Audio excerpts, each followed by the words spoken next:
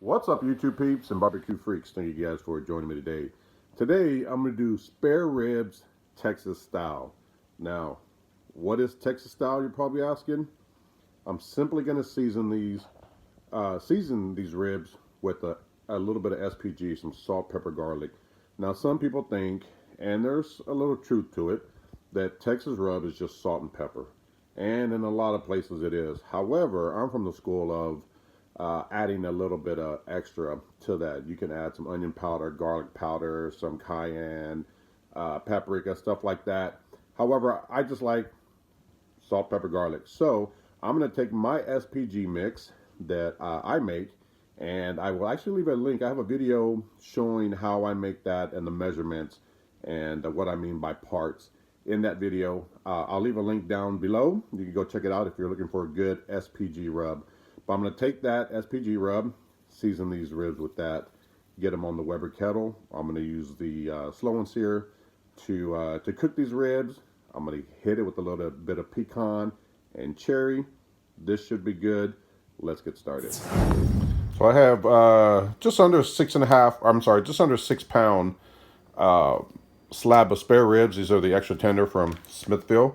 I'm going to get this open. We're going to do some trimming. I'm going to show you that part a little bit and get them seasoned up and ready for cooking.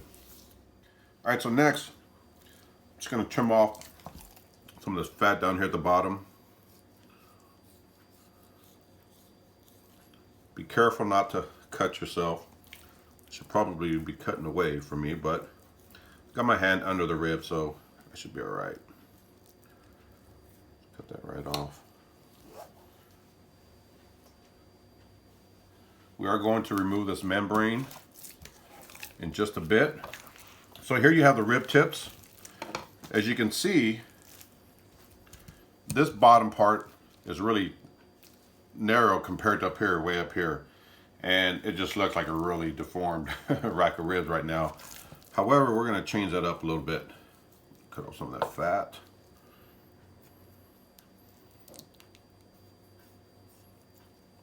Now I will say, a lot of times I'll leave this extra fat. If there's fat on the rib tip area, I tend to leave it just because there isn't a whole lot of fat in there. That helps keeps it moist. But as you can see, I hope you can make this out here. As I spread it out, this end right here, I usually follow this line because this piece here is really thin. It's going to burn off. So I usually follow this line. Come straight down. Get rid of this. Again, you can save it if you want. I've got tons of it saved up already that I haven't even gotten to, so I don't need any more. And now I'm just going to curve this off and form this rib, or shape this rib. And I like to round it off. I find that works better because this point in here would just burn off, flake off. I find when I round it off, oh, watch it. When I round it off, it just cooks a whole lot better. I don't have any issues. So.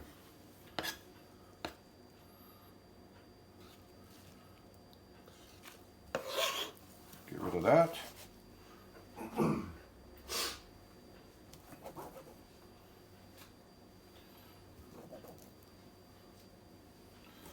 So I'm going to flip it over, see what it looks like.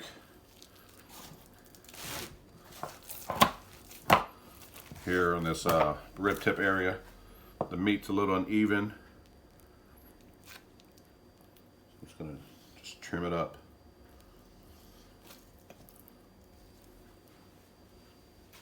And the last thing we're going to do, so for the trimming, that's pretty much what I'm looking for. You know, you have your edge here, and then you have this side that's kind of rounded off some. So that's actually what I'm looking for. When I'm cooking whole spare ribs, this is how I like to trim them up. They should look like that after I'm done. You got some nice striations in here with this Smithville rib. They're really good ribs. So the last thing we need to do is get this membrane off.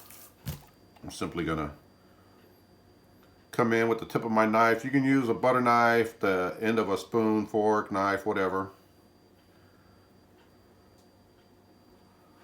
Get rid of that. I'm not going to need it.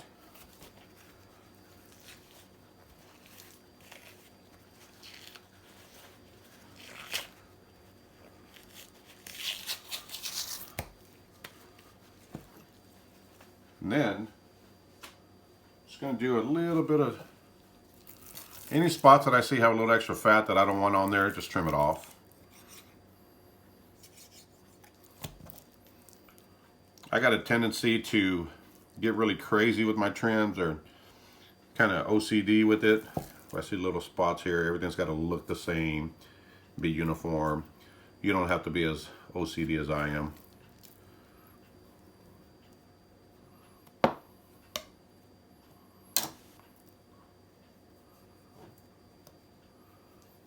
Like this fat I could probably leave on, but again, it's my OCD kicking in. I try to keep everything uniform, look the same.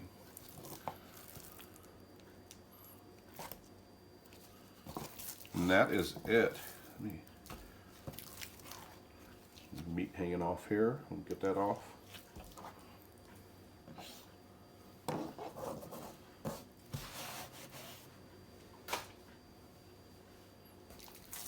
That's it.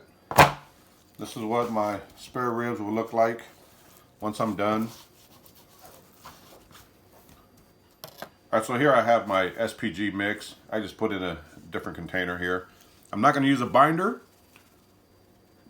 You know, this is going to sweat out just fine without it. You can use a binder if you like. I'm just, you know, deciding to go without. I will say though, so in the video that I'm going to link below showing you how I make my SPG, keep something in mind. I like a little more pepper when I'm using my SPG on ribs. So I did take a little bit of extra pepper and add it to this. And you know, normally I would probably mix it if I was making it from scratch. I would do like a 60-40 mix, 60 being the coarse black pepper, 40 being the kosher salt, and probably about, you know, 1 part granulated garlic. But since I already had some SPG already made up, instead of mixing a whole new batch, I just added extra pepper to this. So I did add a little more pepper to my SPG here.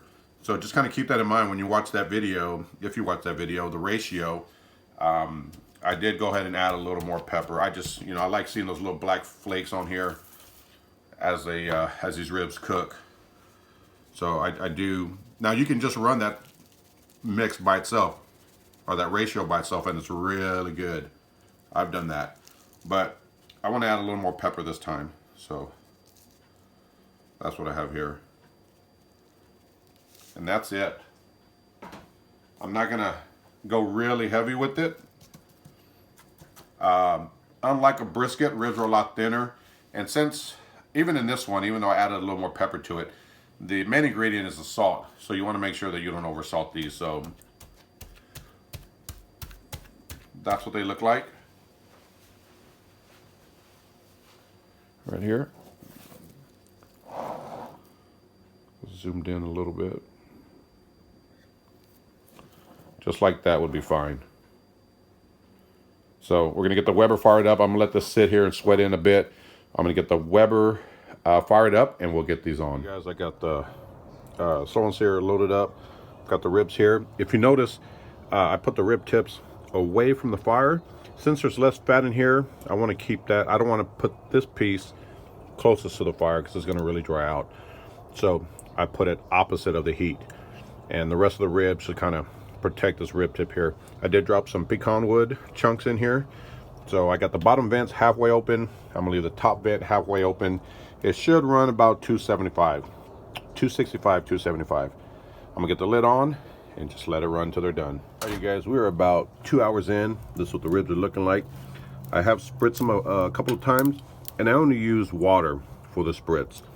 I didn't want to use anything else to affect the taste, so I just used water. I spritzed about 2 or 3 times already.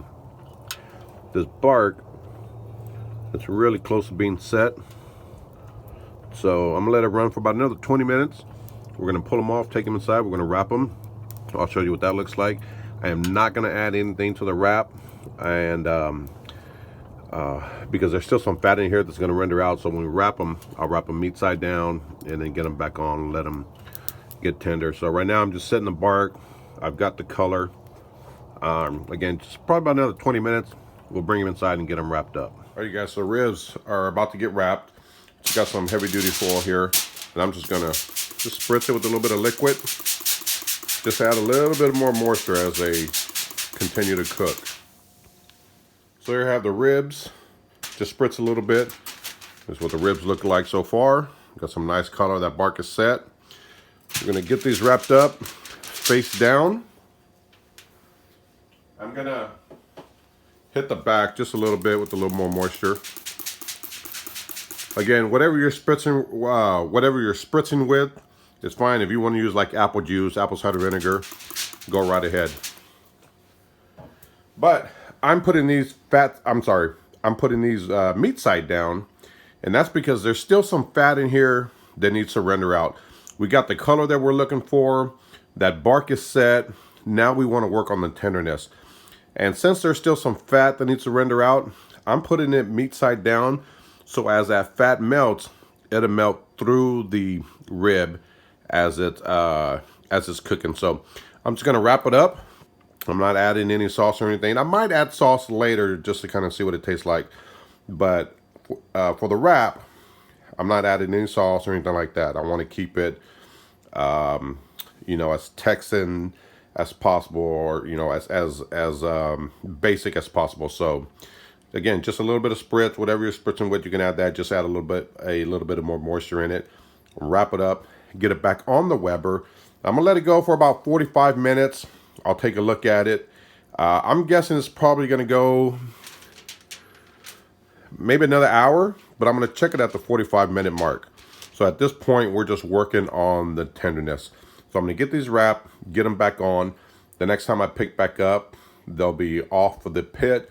We'll take a look at them, see what they look like. All right, you guys, these ribs are done. You can see we got some pull back, we got some blowouts here. That's a good indication that the ribs are done.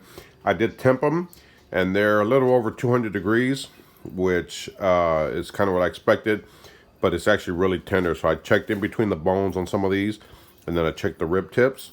They're done. I'm going to flip these over and see what the meat side looks like real quick.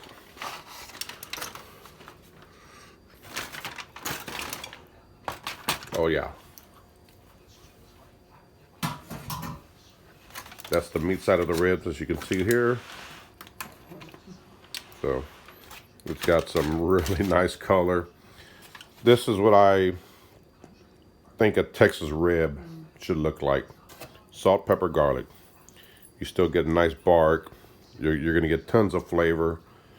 They're going to be good. So I'm going to let them rest for just a bit, and then I'm going to cut them up.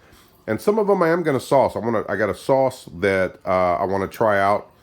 So I'm going to put that on some of them, but I also want to taste it without the sauce. So we're going to let it rest for a little bit, and then I'll cut into them, and we'll see what they look like.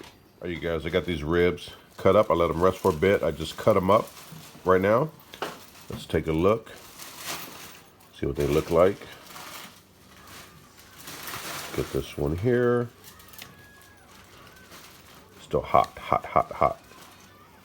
Oh yeah, look at that. That rib is moist.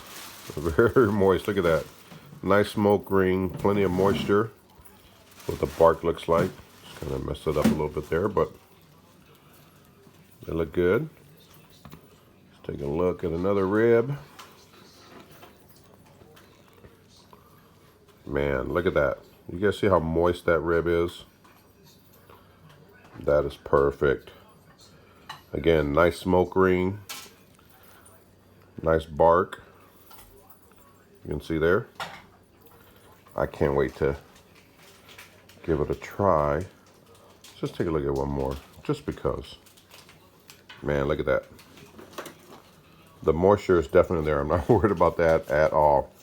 So I'm just gonna pick one, and we're gonna give it a taste and see what it tastes like. Well, I'm gonna cut that one all the way through. We got, uh-oh, careful, careful, careful. So, well, yeah, that's dripping. Look at that. Look at that rib. Good gosh almighty. We're gonna give it a taste.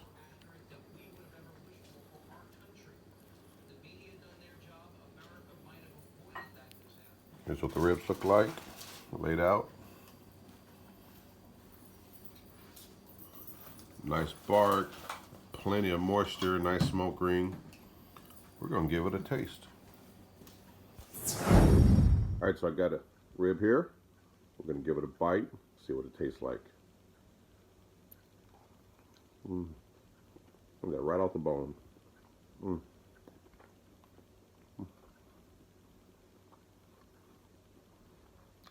Oh yeah.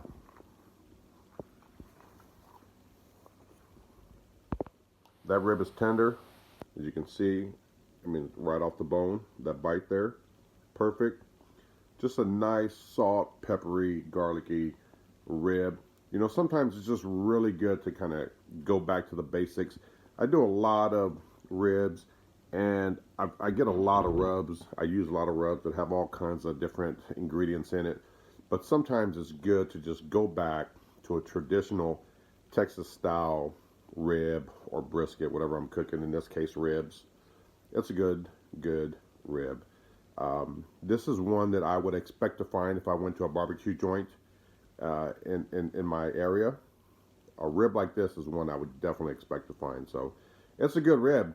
You know, you can get away with just using salt, pepper, garlic, and SPG mix and still get a really good, tasty rib. So for me, just kind of get back to the basics.